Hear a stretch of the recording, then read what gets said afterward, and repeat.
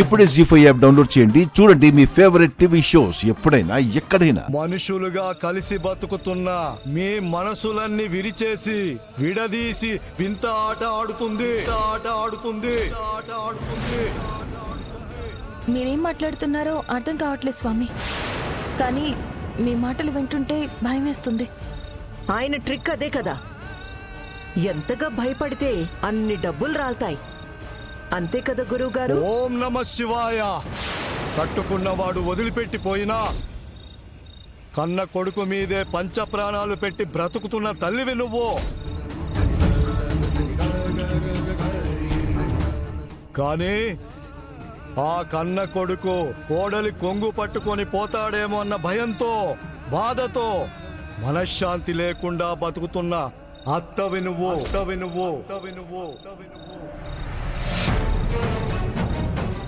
అయినా అప్పుడే ఏమైంది?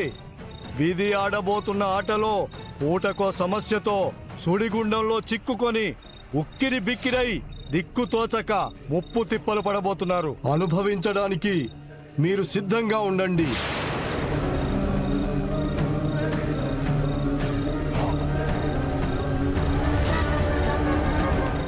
స్వామి, ఎవరు నట్టింట్లో కన్నీరు పెట్టారు? ఏ ఆత్మ మా ఇంటికి శాపం పెట్టిందో చెప్పండి స్వామి. చెప్పినా ప్రయోజనం లేదు తల్లి.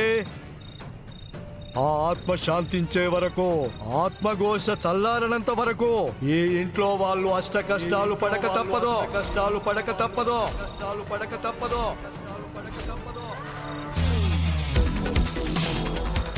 అడుగడుగున సమస్యల ఊబిలో కూరుకుపోయి అధపాతాళానికి వెళ్ళక తప్పదో.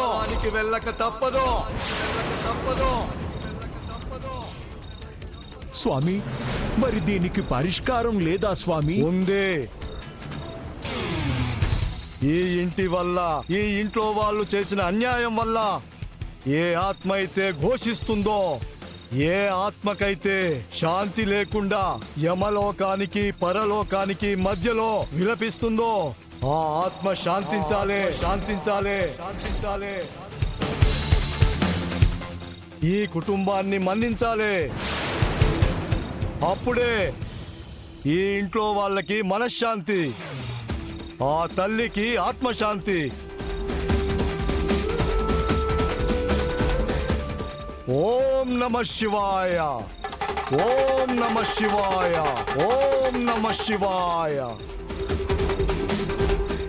ఎహే, అన్ని సోది మాటలు. ఎవరో నట్టింట్లో కన్నీళ్లు పెట్టారంట.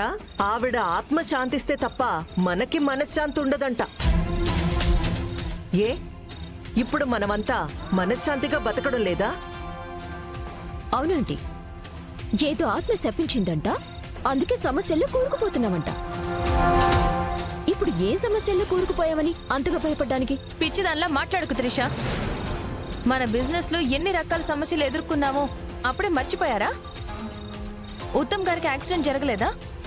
లీలాకృష్ణ గారు ఆ అమ్మాయి వల్ల నిందలు పడలేదా? ఇంతకన్నా ఇంకేం జరగాలి? ఈ ఇంట్లో ఏ ఒక్కరైనా ప్రశాంతంగా బతుకుతున్నావా? సంతోషంగా ఉన్నావా? మీరే ఆలోచించండి. అవును, పడే వాళ్ళకే తెలుస్తాయి కష్టాలంటే ఏంటో. నాకు బాధలున్నాయి. ఈసారి స్వామీజీ కనపడితే ఖచ్చితంగా ఈ సమస్యకి పరిష్కారం అడగాలి. అవును, ఆయన మాటలంత తేలిగ్గా కొట్టిపారేలేం. ఆయన అంత ఖచ్చితంగా చెప్తున్నారంటే మనకేదో సమస్య ఉండే ఉంటుంది. ఆ సమస్యకి పరిష్కారం తెలుసుకోవాలి. సరే, పదండి, లోపలికి వెళ్దాం.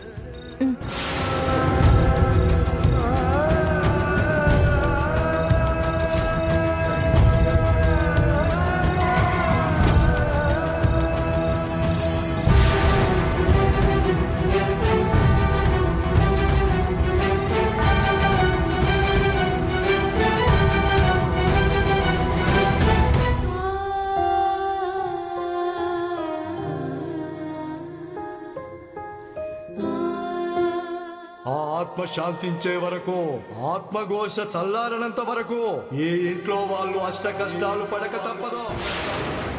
అడుగడుగున సమస్యల ఊబిలో కూరుకుపోయి అధపాతాళానికి వెళ్ళక తప్పదో.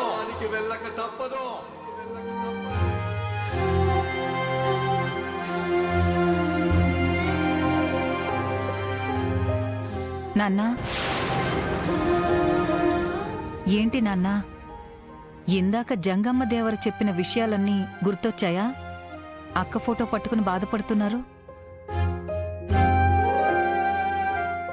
ఏమన్నావమ్మా? తులసమ్మని అక్క అన్నావా? అవును నాన్నా, ఎవరు అంగీకరించినా అంగీకరించకపోయినా తులసమ్మ నా అక్కే కదా నాన్నా. నా బంగారు తల్లి, కనీసం నువ్వైనా అంగీకరించావు ఇది నీ తోబుట్టువని. కాకపోతే జంగమదేవర చెప్పింది గుర్తుంది కదా, కేవలం తులసమ్మ ఆత్మ శాంతించకపోవడం వల్లే, తన ఆత్మ ఘోష వల్లే ఈ ఇంటిని సమస్యలు సుడిగుండల్లా చుట్టుముడుతున్నాయంట. ఈ ఇంట్లో జరిగే అనర్థాలకు కారణం తులసమ్మ ఆత్మ శాంతించకపోవడమే అంట. అదే నాకు అర్థం కావట్లేదు నాన్నా. ఏ మనిషైనా మరణించాక వాళ్ళకి జరగాల్సిన కర్మకాండలన్నీ సక్రమంగా జరిగితే ఆత్మ శాంతించి ఉత్తమ లోకానికి వెళుతుంది అంటారు. కాని మా అక్క ఆత్మ ఎందుకు శాంతించినట్టు? ఎందుకింకా ఆత్మఘోష పెడుతున్నట్టు? ఎందుకంటే తండ్రిగా ప్రతి సంవత్సరం తనకు జరగాల్సిన కార్యక్రమాలన్నీ నేను జరిపిస్తున్నాను తప్ప, నా బిడ్డని అగ్ని సాక్షిగా పెళ్లాడిన భర్త కాని, తన కడుపున పుట్టిన బిడ్డ కాని ఇంతవరకు ఎలాంటి కార్యక్రమం జరిపించలేదమ్మా. బహుశా ఆ కారణం వల్లే నా బిడ్డ ఆత్మ శాంతించలేదేమో అనిపిస్తోంది.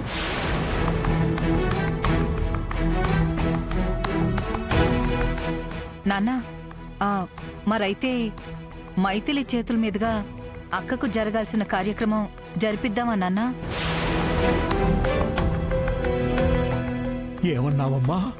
అవును నాన్నా, మైథిలి మా అక్కకు కన్న కూతురు కాకపోవచ్చు, కాని మంచి మనసున్న అమ్మాయి.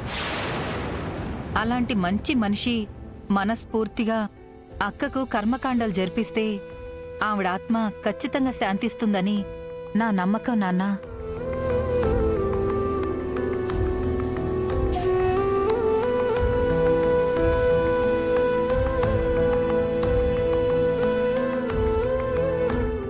నిజమే అమ్మా, నువ్వు చెప్పింది ముమ్మాటికి నిజం. కాకపోతే ఈ సంవత్సరీకం జరిపించడానికి మైథిలి ఎందుకు అంగీకరిస్తుంది? తను అంగీకరించదు నాన్నా. మనమే ఏదో ఒకటి చెప్పి అంగీకరించేలా చెయ్యాలి. అవసరమైతే తనతో నేను మాట్లాడతాను నాన్నా. మైథిలి చేతుల మీదుగానే ఈ కార్యక్రమం జరిపిస్తాను నాన్నా. జీ5 యాప్ డౌన్లోడ్ చేసి అన్ని ఎపిసోడ్స్ పూర్తి ఉచితంగా చూడండి.